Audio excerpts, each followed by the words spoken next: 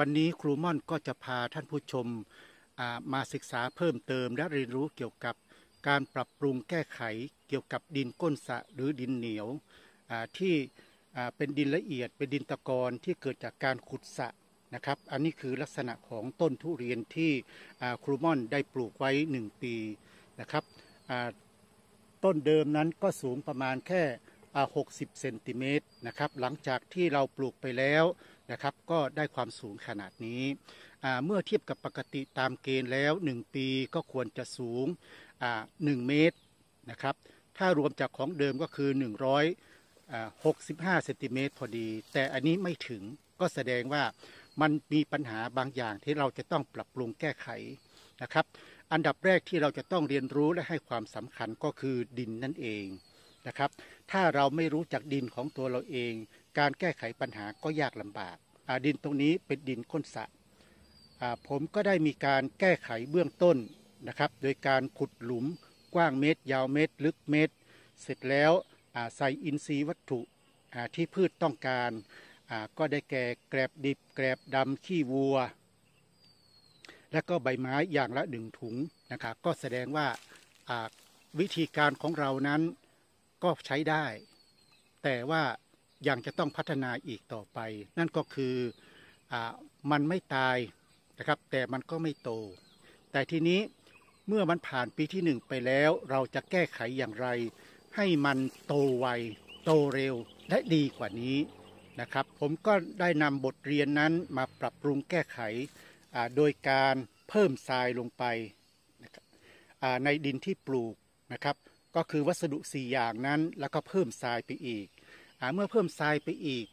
ก็ทำให้ต้นทุเรียนของเราโตขึ้นเมื่อเทียบกับ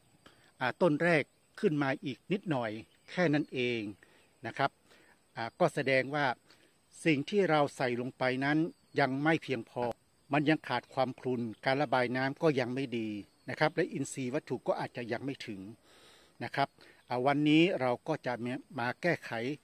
ในขั้นต่อไปนะครับเพื่อให้ทุเรียนโต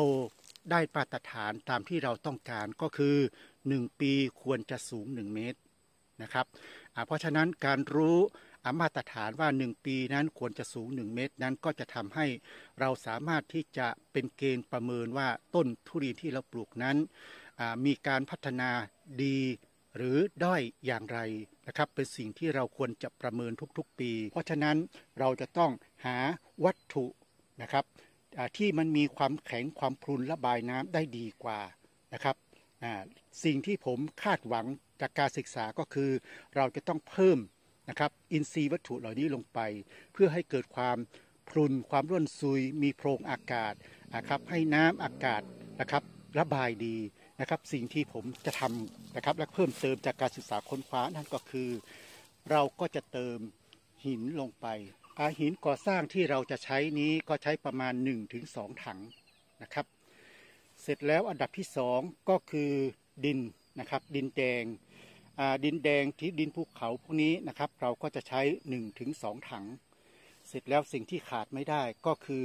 น้ำหมักนะครับจะเป็นน้ำหมักขี้ไก่น้ำหมักขี้ค้างคาวน้ำหมักปลาอะไรก็ได้ที่ท่านมีนะครับน้ำหมักขี้วัวอะไรก็ได้นะครับเข้มข้นอย่างนี้ก็คือประมาณ1 ขันเสร็จเรียบร้อยแล้วก็เติมน้ำนะครับประมาณ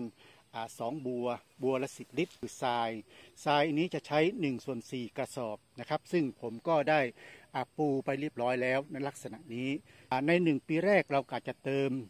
1-2 ถังประมาณนี้เสร็จแล้วพอมันโตขึ้นเราก็ขยายวงออกไปเรื่อยๆนะครับ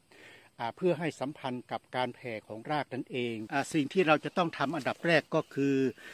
การผสมน้ำหมักเหล่านี้ลงไปในน้ำนะครับอาจจะใช้น้ำมากหน่อยนะครับเพื่อให้มันกระจายตัวแตกตัวก่อนที่เราจะทำงานอย่างอื่นยูเรียไปบัวละ1 ช้อนแกงหรือ1 กำมือเล็กๆก็พออย่าใส่มากนะครับอันนี้เตรียมไว้เลยนะครับก็จะทำให้จุลินทรีย์แตกตัวและก็ทำงานได้ดีขึ้นนะครับใส่วัตถุเหล่านี้เพื่อเพิ่มความพรุนลงไปนะครับโดยการ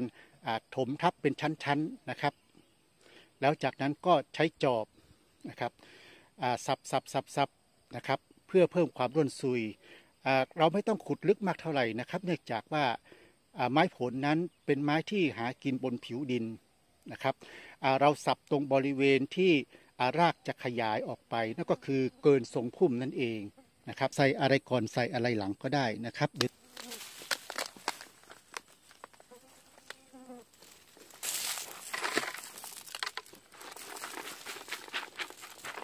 เสร็จแล้วก็จะมีลักษณะนี้นะครับเสร็จแล้วเดี๋ยวเราก็จะใช้จอบสับดินนะครับพอให้เข้ากันแค่นั้นเองรากของพืชนั้นมันก็จะเป็นรากที่หากินบนผิวดินนะครับไม่จำเป็นต้องสับลึกอะไรนะครับหลังจากที่เราสับเพื่อความร่วนซุยเรียบร้อยแล้วนะครับเราก็จะใช้น้ำหมักรด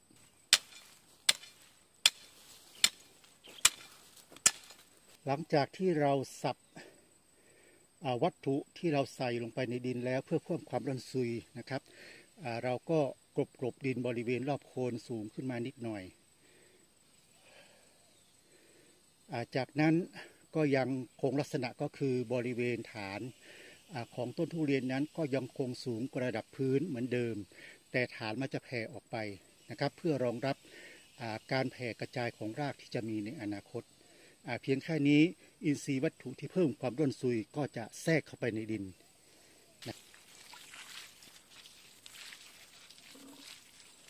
การวัดผลของเราก็จะดูว่ามันมีการตอบสนองเร็วหรือช้านะครับโดยการเติมยูเรียลงไปนั่นเองถ้าหากว่าวิธีการดังกล่าวนี้มันใช้ได้ผลดีมันก็จะทำให้ต้นทุเรียนของเรานั้นผลิยอดแตกยอดออกมานะครับเราจะดูว่ากี่วันจากวิธีการดังกล่าวนี้ผมก็เชื่อมั่นว่าข้อทุเรียนกิ่งทุเรียนยอดทุเรียนที่แตกข้อแตกปล้องแตกยอดสั้นๆเหล่านี้มันคงจะแตกยอดยาวขึ้นนะครับด้วยการปรับโครงสร้างดินถ้าหากว่าวิธีการนี้ได้ผลสิ่งที่คาดหวังก็คือกิ่งก้านใบทุเรียนก็จะมีการแตกมากยิ่งขึ้นกิ่งก็จะยาวขึ้นใบก็จะใหญ่ขึ้นดกขึ้นหนาขึ้นถ้าเป็นปลายยอดมันก็จะมีความสูงเพิ่มมากขึ้นนั่นเอง